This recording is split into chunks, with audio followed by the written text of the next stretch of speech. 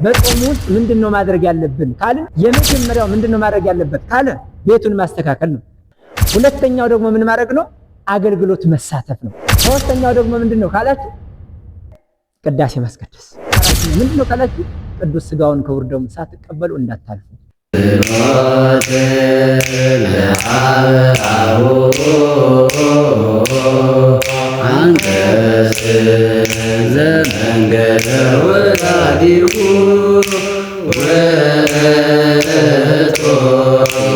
ኢየሱስ ክርስቶስ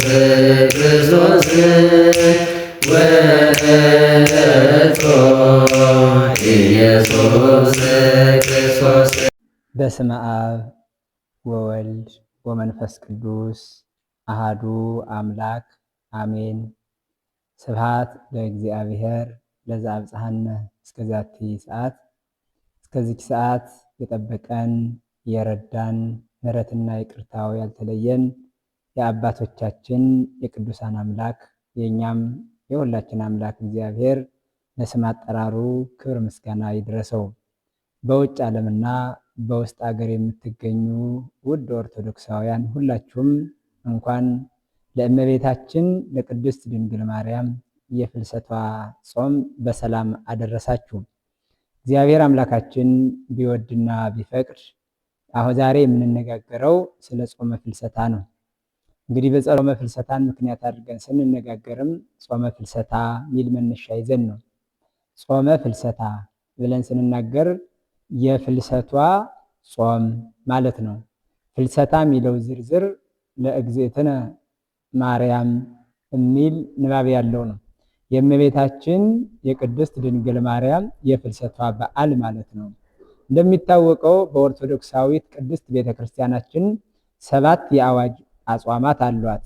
ከ7ቱ የአዋጅ አጽዋማት ውስጥ ደግሞ አንዱና የመጨረሻው ጾም ዓርብ ሮብ እንዳለ ጾመ ፍልሰታ ነው ማለት ነው። በዓመቱ መጨረሻ የሚውለው ጾመ ፍልሰታ ነው። ታዲያ ከመጀመሪያው ጀምሮ 6ቱ አጽዋማት እንዳሉ ጾመ ፍልሰታ 7ኛው ጾም ብለን የምንጠራው ጾመ ፍልሰታ ነው እና 7ቱን አጽዋማት እንዳሉ ስንመለከታቸው የጌታ ጾም አለ፣ የሐዋርያት ጾም አለ፣ ከዛ ደግሞ የሕዝብ ጾም አለ፣ የነቢያት ጾም አለ። እንደገና ዓርብና ረቡዕ ዓለም አቀፋዊ አዋጅ አጽዋማት አሉ። ሌላው የመጨረሻው ግን ጾመ ፍልሰታ የምንለው ነው። ታዲያ ዛሬ የምናየው ጾመ ፍልሰታ የሚለውን ይሆናል ማለት ነው። እንግዲህ ጾመ ፍልሰታ ስንል ራሱን የቻለ ምክንያት አለው። ለምንድነው ፍልሰታ የተባለው? አሁን ጾመ ነቢያት ስንል ነቢያት የጾሙት ጾም ማለት ነው። ይህ ልደቱን በመናፈቅ የጌታን መምጣት የጠበቁበት ስለሆነ ጾመ ነቢያት ብለናል። ይህ ጾመ ድህነት ብለን ስንናገር ደግሞ ዓርብና ረቡዕ ነው። ጌታችን አምላካችን መድኃኒታችን ኢየሱስ ክርስቶስ የተመከረበትና የተያዘበት ለድህነት የተመከረበት ተይዞም የተንገላታ የተሰቃየበት ስለሆነ የድህነት ጾም እንለዋለን። እያንዳንዱ ሰውም ጾሞ የሚጠቀምባቸው ስለሆነ ጾመ ድህነት ይባላሉ። ሌላኛው ደግሞ የጌታ ጾም ያልነው ጌታችን መድኃኒታችን ኢየሱስ ክርስቶስ ራሱ ስለ ጾመው ነው። ምክንያት አለው። እያንዳንዳቸው አጽዋማት ስማቸው ከምክንያታቸው ጋር አብሮ የተያያዘ ስለሆነ ነው። ሌላኛው ደግሞ ጾመ ነነዌ ይባላል። ይህ ጾመ ነነዌ የምንለው የነነዌ ሕዝቦች የጾሙት ጾም ስለሆነ ጾመ ነነዌ ተብሎ በጿሚዎቹ ጾሙ ተጠርቶ እናገኘዋለን። ሌላኛው ጾመ ሐዋርያት ነው። ጾመ ሐዋርያትም እንዲሁ ጌታችን መድኃኒታችን ኢየሱስ ክርስቶስ ባረገ በ10ኛው ቀን መንፈስ ቅዱስን ስለሰጣቸው መንፈስ ቅዱስን ከተቀበሉ በኋላ ወደ አገልግሎት ከመውጣታቸው በፊት ጾመዋል። ጌታችን መድኃኒታችን ኢየሱስ ክርስቶስ ተጠምቆ መንፈስ ቅዱስ በርግብ አምሳል ካረፈበት አብ በደመና ሆኖ ከመሰከረለት በኋላ አገልግሎት ከመጀመሩ በፊት ጾሞ እንደሆነ አገልግሎት የጀመረው ሐዋርያትም ከመምህራቸው ያዩትን ደግሞ መንፈስ ቅዱስን ተቀብለው ወደ አገልግሎት ሳይሆን የሄዱት መጀመሪያ በጾም ነበር አገልግሎታቸውን የጀመረው እና ጾመ ሐዋርያት አለ። ሐዋርያት የጾሙት ጾም ማለታችን ነው። ሌላኛው ደግሞ ጾመ ፍልሰታ ብለን ጠራን። ከሌሎቹ በተለየ ጾመ ፍልሰታ ይባላል ስሙ።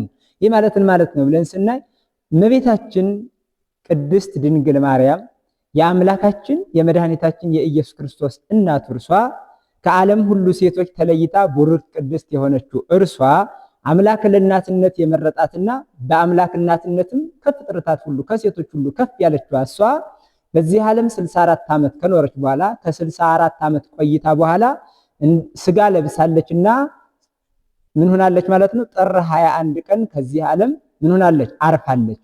ከዚህ ዓለም አርፋለች። ከዚህ ዓለም ባረፈችም ጊዜ እንደሚታወቀው እንግዲህ ረፍቷ ታሪኩ ረጅም ስለሆነ ስጋዋ ከዚህ ዓለም ፈልሶ ወደ ገነት ሂዷል። ስጋዋ ከዚህ ዓለም ፈልሶ ወደ ገነት ሂዷል። ስለዚህ ያን ምክንያት አድርገን ከዚህ ዓለም ፈልሶ ወደ ገነት ስለሄደ ምን ተባለ ማለት ነው? ፍልሰታ የሚል ስም ተሰጥቶታል። ፍልሰታ ተባለ። ከገነት ከመሄዱ ጋር ተያይዞ ዮሐንስ ወልደ ነጎድጓድ ወይም ወንጌላዊ ዮሐንስ ጋር ስለሆነ ያፈለሰው ስጋዋን መድኃኒታችን ኢየሱስ ክርስቶስ ስጋዋን ከዚህ ዓለም ሲያፈልሰው ከዮሐንስ ወልደ ነጎድጓድ ጋር ስለነበር ያፈለሰው ዮሐንስ በገነት በዕፀ ሕይወት ስር ጌታችን ኢየሱስ ክርስቶስ እመቤታችን ያሳረፈበትን ቦታ አይቶ ተመልሶ ለወንድሞቹ ለጌታ ደቀ መዛሙርት ለሐዋርያት እናታችን የት ነው ያለች ብለው በጠየቁት ጊዜ አይ እመቤታችንማ በዕፀ ሕይወት ስር በገነት አስቀምጧታል አሳርፏታል ብሎ በነገራቸው መሰረት ደቀ መዛሙርቱ ይህንን ጾም ጾመውታል ማለት ነው። የሞተችው ጥር ነው፣ የፈለሰችውም ጥር ነው። ግን ጾሙ የተጾመው ደግሞ ፍልሰታ ነው።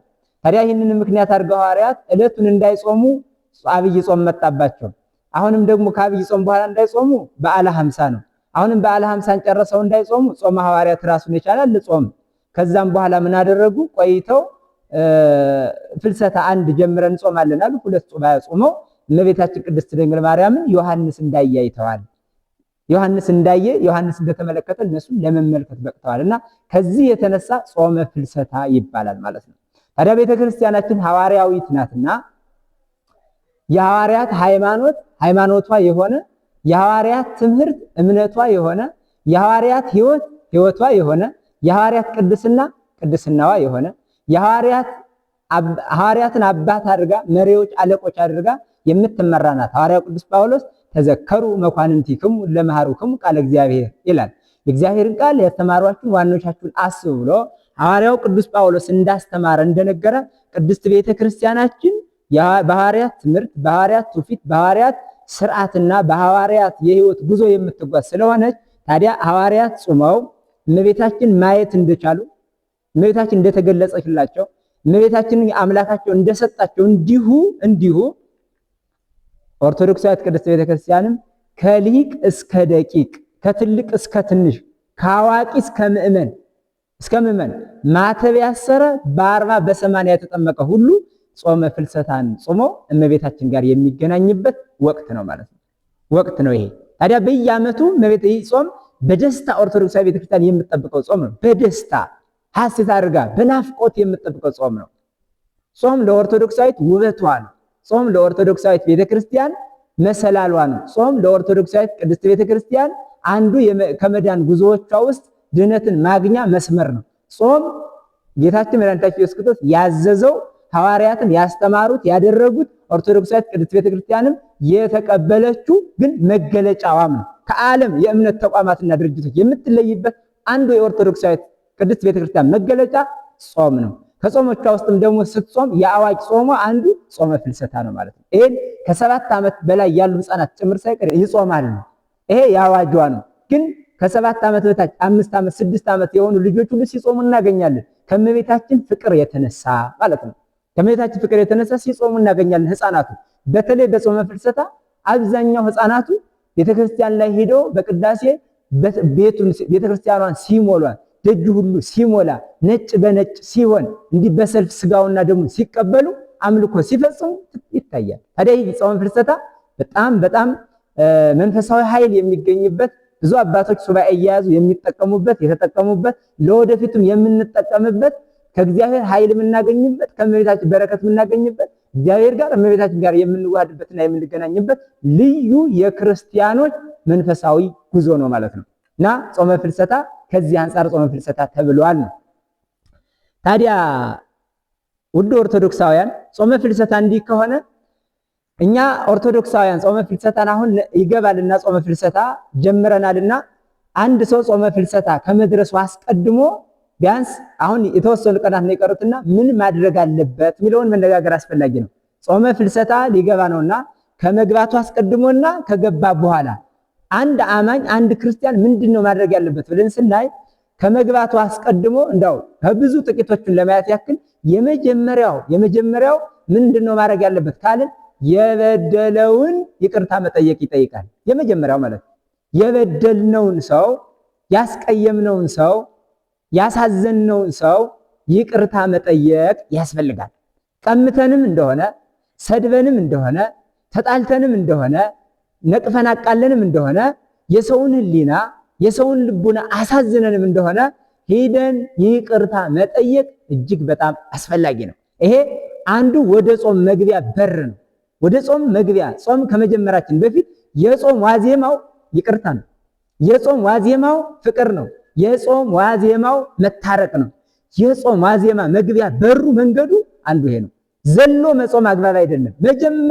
መጀመሪያ ያሳዘናቸው ሕሊናትን ማጽናናትና ወደ ቀደሙ እንትናቸው መመለስ ይጠይቀናል። ምክንያቱም አሳዝነን ደስታቸውን ነጥቀናቸዋልና፣ አሳዝነን ሰላማቸውን ነስተናቸዋልና፣ አሳዝነን ተስፋ አስቆርጠናቸዋልና፣ አሳዝነን ከአቋማቸው ጥለናቸዋልና ያሳዘናቸውን ሰዎች ጓደኞች፣ ወንድሞች፣ ሚስትም ከሆነች ባልም ከሆነ እህትም ከሆነች ወንድምም ከሆነ ጓደኛም ከሆነ የሥራ ባልደረባም ከሆነ ማንም ይሁን ሰው የሆነን አካል አሳዝነነው እንደሆነ መጀመሪያ ላይ ጾም ከመጀመራችን በፊት ጾሙ ከመግባቱ በፊት እኛም ወደ ጾሙ ከመግባታችን በፊት ይቅርታ መጠየቅ አስፈላጊ። ይሄ የበደልነውን ነው ያልኳችሁ። የመጀመሪያ የበደልነውን ይቅርታ መጠየቅ ነው።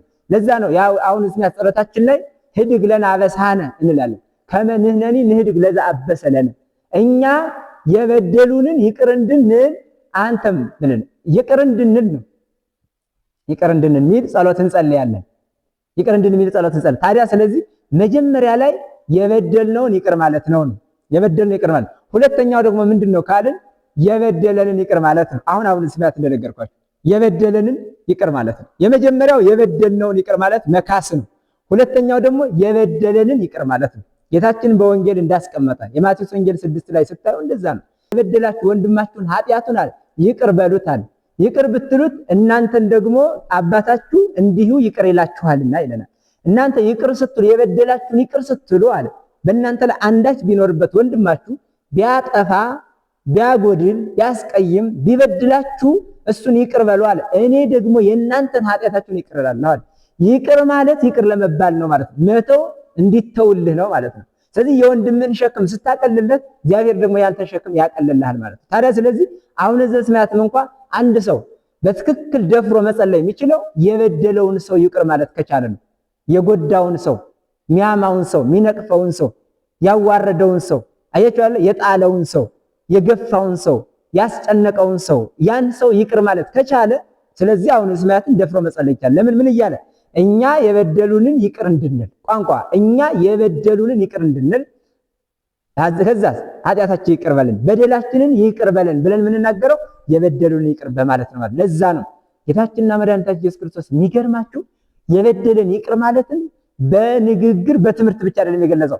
መስቀል ላይ ወጥቶ ምን አለ? አባ ስረይ ሎሙ እስመ በዘ ኢያእምሩ ይገብሩ።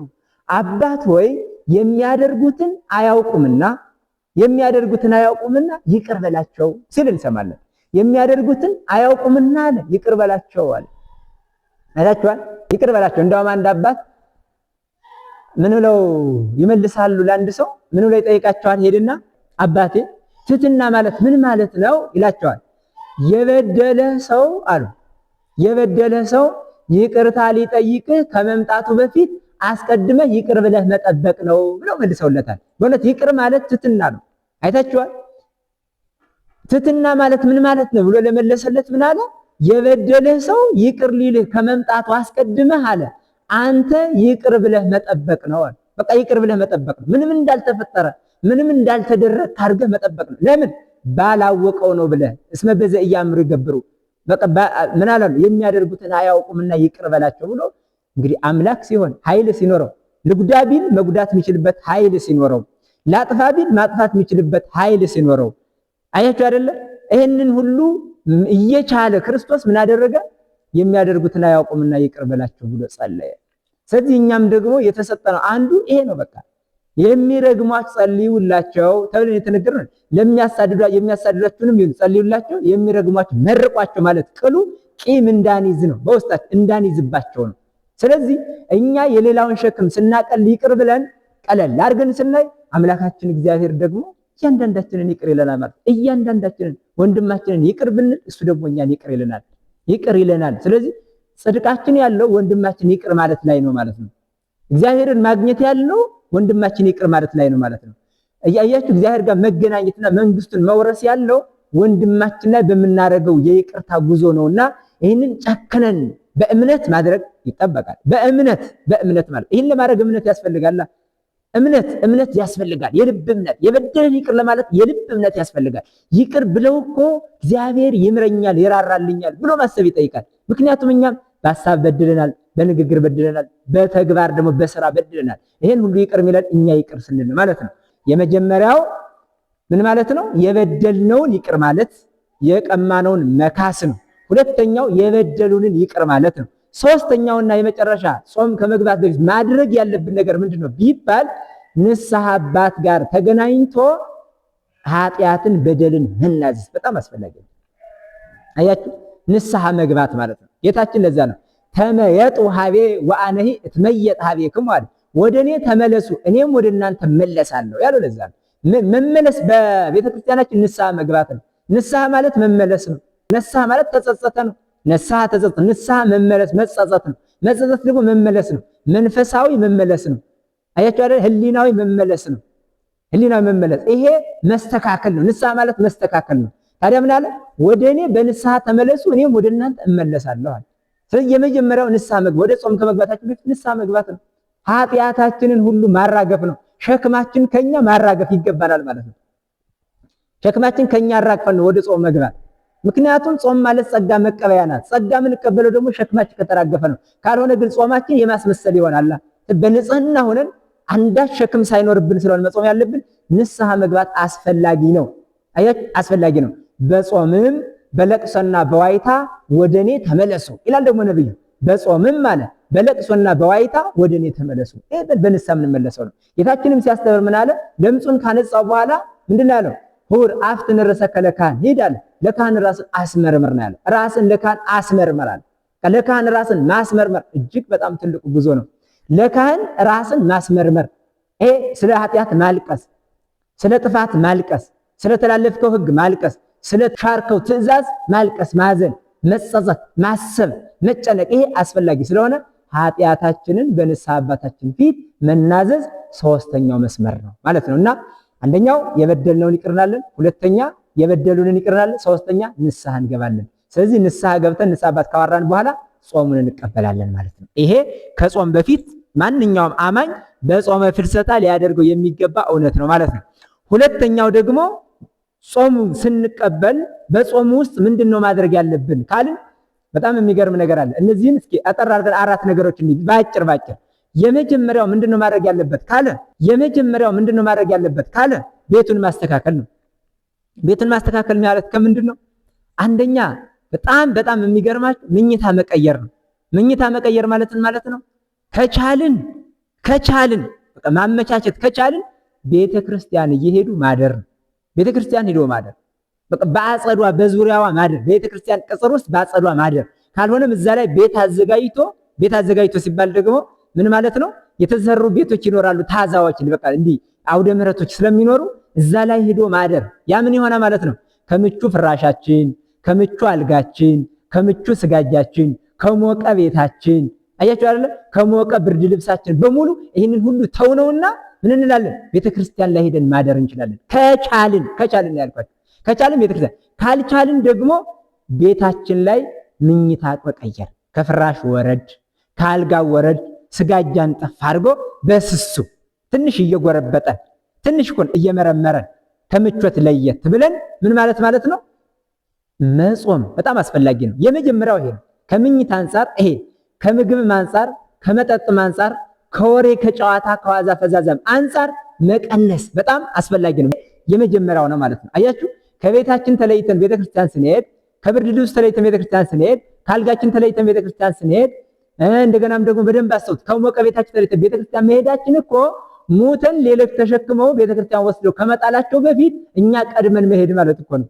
ስለዚህ ሞት መጥቶ በግድ ከቤታችን ከምንወጣ ከሞቀ ቤታችን ከምቾት ቤታችን ከሚመች አልጋችን ከሚመች ፍራሻችን ከሚመች ብርድ ልብሳችን ከመውጣታችን በፊት እኛ ራሳችን ቀድመን ሞትን መቅደም ነው።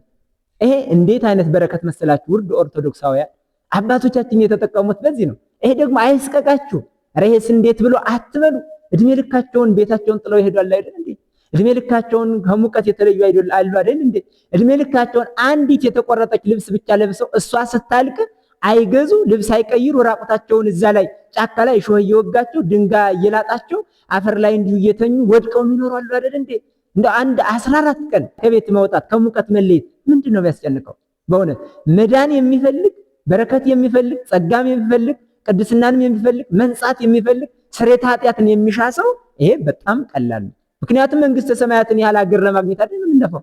እግዚአብሔርን ያህል አባት፣ መንግስተ ሰማያትን ያህል ሀገር፣ መላእክትን ያህል ወዳጅ፣ ቅዱሳንን የሚያክል ደግሞ ዘመዶች ከነርሱ ጋር ለመቀላቀል ስለሆነ ጉዞ የምናደርገው። ምክንያቱም እኛ የምናደርጋት ከዚህ አንጻር ስንመዝነው ኢምንት ባዶ ዜሮ ሆነ እናገኘዋለን። በዚህ ሲሰላና ሲባዛ ምንም ዋጋ ያለው አደረግን ተብሎ የሚነገር አይደለም። እና የመጀመሪያው ይሄ በምግብ ያለ አኗኗራችን፣ በምኝታ ያለ አኗኗራችን፣ በምቾት በድሎት በኩል ያለ አኗኗራችን እሱን ማስተካከል የመጀመሪያው ጉዞ ነው። ሁለተኛው ደግሞ ምን ማድረግ ነው? አገልግሎት መሳተፍ ነው። የሌሊት አገልግሎት ሰዓታት የሚባል አለ እዛው ላይ ሚቆም በጣም የሚገርም ንኢሃቤ ኦ ድንግል እያል ምስለ ወልድኪ ወፍቁርኪ ኢየሱስ ክርስቶስ፣ ድንግል ሆይ ከተወደደው ልጅሽ ከጌታችን ከኢየሱስ ክርስቶስ ጋር ወደ እኔ ነይ እያሉ አባቶቻችን እየወደቁ እየተነሱ የሚያቀርቡት ጸሎት አለ። ሰዓታት የሚባል አባ ጊዮርጊስ ዘጋስጫ የደረሰው ኢትዮጵያው ቄርሎስ የተባለው ያ የደረሰው ቤተክርስቲያናችን ላይ የሚቀርብ የሚገርም ጸሎት አለ። ያንን ታዲያ አባቶቻችን ጋር ሲሰግዱ እየሰገድን፣ ሲጮሁ እየጮህን፣ አቡነ ስማን ሲሰጡ እየተቀበልን አብረን እዛ ላይ ሱባኤውን ይዘን እዛ እናድራለን። ሲደወል እንገባለን።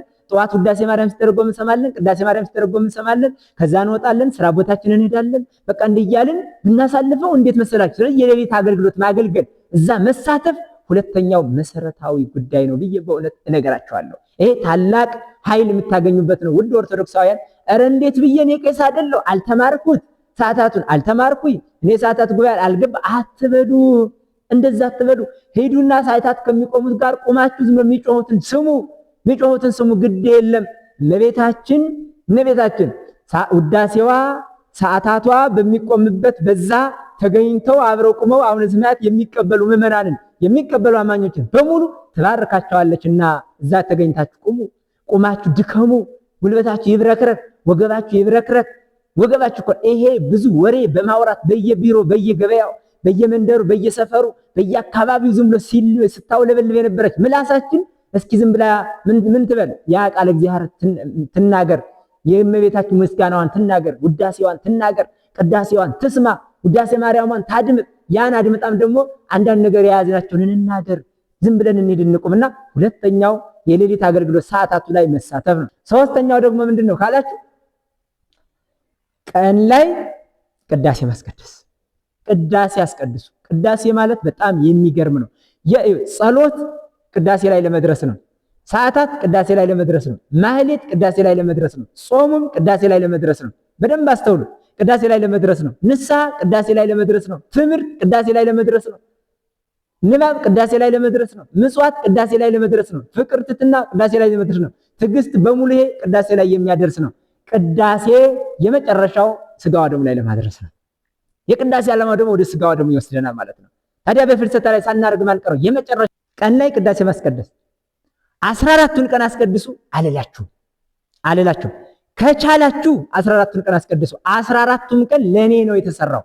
እኔ 14ቱን ቀን ሐዋርያት ሱባኤ ይዘው እመቤታችን እንደተገለጸለችላቸው እመቤታችን ማየት እንደቻሉ እኔም ደግሞ አንቺም አንተም 14ቱን ቀን ሱባኤውን ሁሉ ጸንተን ታግሰን ተጨርሰን እመቤታችንን በረከት እንድናገኝ ጸጋ እንድናገኝ የተሰጠነውና 14ቱን ቀን ከቻላችሁ አድርጉ። ካልቻላችሁ ግን ከ14ቱ ቀን 7ቱን ቀን ለማስቀደስ ሞክሩ። 7ቱን ቀን ኧረ 7ቱ ቀን አይሆንልኝም ካላችሁ ደግሞ ልዩ ማትሉበት ኬዝ ካላችሁ ቢያንስ 3 ቀን ሳታስቀድሱ እንዳትቀሩ። 3 ቀን በፍልሰታው ሳታስቀድሱ እሺ፣ ጾሙን እስከ 9 ሰዓት ጾሙት ቅዳሴ እስኪወጡ። ቅዳሴን ግን ከቻላችሁ 14ቱን ቀን ካልቻላችሁ 7ቱን ቀን የማያስችላችሁ ልዩ ኬዝ ካላችሁ 3 ቀን 3 ቀን ምን ማለት ማስቀደስ አስፈላጊ ነው። ማስቀደስ ማለት ነው። ሻውና አራተኛው ምንድነው ካላችሁ ቅዱስ ሥጋውን ክቡር ደሙን ሳትቀበሉ እንዳታልፉ። ካልሆነ መጾማችሁ አይታወቅ፣ አያችሁ፣ መስገዳችሁ አይታወቅ፣ መመጽወታችሁ አይታወቅ፣ ይቅርታችሁ አይታወቅ፣ ይቅር ማለታችሁ ንስሐችሁ አይታወቅም። በቃ እዛ ላይ በረሃ ላይ ማደራችሁ አይታወቅም። ዋሻ ላይ ገዳም ላይ ማደራችሁ አይታወቅም። ታዲያ ምን እናድርግ ካላችሁ በፍልሰታ ጊዜ ሥጋ ወደሙ ሳይቀበል የሚያልፍ አንዳችም ክርስቲያን ሊኖር አይገባውም። ይሄ ኦርቶዶክሳዊነት አይደለም። አያችሁ፣ ሥጋ ወደሙ መቀበል አለባችሁ። ለምን ካላችሁ በዚህ ሰዓት እመቤታችንን ሐዋርያት ተቀብለው የሚገርማችሁ መጨረሻ ላይ እኮ ቅዱስ ሥጋውና ክቡር ደሙን እኮ ነው እሷን መንበር አድርጎ ራሱ ጌታ ደግሞ ቀዳሽ ሆኖ ደቀ መዛሙርቱን ሁሉ አቆርባቸዋል እኮ ነው የሚለው፣ አቆረባቸው ነው የሚለው። እኛም ከዚህ በረከትና ጸጋ ለመሳተፍ ሥጋውና ደሙን መቀበል አለብን። አያችሁ ውድ ክርስቲያኖች፣ ሥጋ ወደሙ የመጨረሻ ማሰሪያ፣ ሥጋ ወደሙ ከዛ ለመንግስተ ሰማያት ያበቃናል። ሌላው ምግባር ትሩፋት ሁሉ ወደ ሥጋ ወደሙ ያደርሰናል። ሥጋ ወደሙ ደግሞ ለዘላለም ሕይወት ያበቃናል። ስለዚህ በጾመ ፍልሰታ ውስጥ ማድረግ ያለብን እኒህንና እኒህን ነው። አያችሁ፣ ስለዚህ እኒህን ስናደርግ ብዙ የተትረፈረፈ ጸጋ እናገኛለን። በነገራችን ላይ እንዲህ ስናደርግ አንደኛ ኃጢአታችን ይሰራያል፣ ሁለተኛ በዲያብሎስ ላይ ኃይል እናገኛለን። አሁን ዲያብሎስ ወዮለት፣ በዚህ 14 ቀን ዲያብሎስ መግቢያ ያጣል፣ ማረፊያ ያጣል። አያችሁ አይደለ? መድቢያ ማደሪያ መዋያ ያጣል። ወደ እንጦሮጦስ ይወርዳል፣ ወደ ሲኦል እንጂ በዚች ላይ በኦርቶዶክሳዊ ቤተክርስቲያን ዙሪያ ላይ መቆም አይችልም። አቅም የለውም፣ ጉልበት የለውም። ለምን? እመቤታችን ስሟ ሲጠራ አቅሙ ይደክማል። 5500 ዘመን ሙሉ እኮ የሰውን ሲቀጠቅጥ የኖረው ዲያብሎስ ተቀጥቅጦ ኃይል ያጣው የደከመው የሞተው የተገደለው እኮ ከእመቤታችን ሥጋ ነስቶ ነው። የእመቤታችን ልጅ በቀራንዮ በመስቀል ላይ ቀጥቅጦ አቅሙን ሁሉ በሙሉ ያሳጣው። ስለዚህ አሁንም ደግሞ በእመቤታችን ጾም እየጾምን እመቤታችን ጋር ስንነጋገር በእመቤታችን ፊት ስንቆም አሁን መቋቋም የሚችልበት አቅም አይኖረውም። ስለዚህ ይህንን ለማድረግ ግን ምን ማድረግ አለብን የሚለውን ስናስብ አንደኛ መኝታችንና ሥጋዊ አኗኗራችን ማስተካከል፣ ሁለተኛው ደግሞ የሌሊቱ አገልግሎት ላይ መሳተፍ፣ ሶስተኛ ቅዳሴ ማስቀደስ፣ አራተኛ ደግሞ ምን ማድረግ ቅዱስ ሥጋውንና ክቡር ደሙን መቀበል እያንዳንዳችን የክርስትና ግዴታችን ስለሆነ ይህን አድርገው ያለፉ አማኞች ሁሉ በእርግጠኝነት ከእመቤታችን ጋር ተገናኝተዋል፣ ከክርስቶስ ጋር ተገናኝተዋል፣ ወደ ሐዋርያት ኅብረት ተቀላቅለዋል። ወደ መንግስቱ ይቀላቀሉ ዘንድ ጊዜ ያችን ቀን ይጠብቃሉ። ይህ በጸጋ ይዋጃሉ። ከዛ በኋላ ትዳር ሰላም፣ ትዳር ፍቅር፣ ትዳር በበረከት፣ ትዳር በመተማመን ልጆች በጸጋ ያድጋሉ። ገንዘብ የሰራ ነው ይባረካል፣ ይቀደሳል። ህሊናችን፣ አይምሯችን፣ ልቦናችን በሙሉ ነፃነትና ሰላም ረፍትን ያገኛል። ስለዚህ እንዲህ ከሆነ እውነተኛውን የክርስትና ኑሮ እንኖራለን ማለት ነውና ጾመ ፍልሰታን እያንዳንዳችን አማኞች በዚህ ልክ ብናከብር ከእመቤታችን ጋር እንገናኛለን ማለት ነውና አምላካችን እግዚአብሔር ጾሙን ጾመን የበረከት ሰዎች ያድርገን። ለሀገራችን ሰላምን፣ ምሕረትን፣ ፍቅርን፣ አንድነትን እንዲያመጣልን፣ ጦርነቱን፣ ችግሩን፣ ደም መፋሰስና መገዳደል ሁሉ እንዲያርቅልን በጎ ፈቃዱ ይሁንልን። መልካም ጾም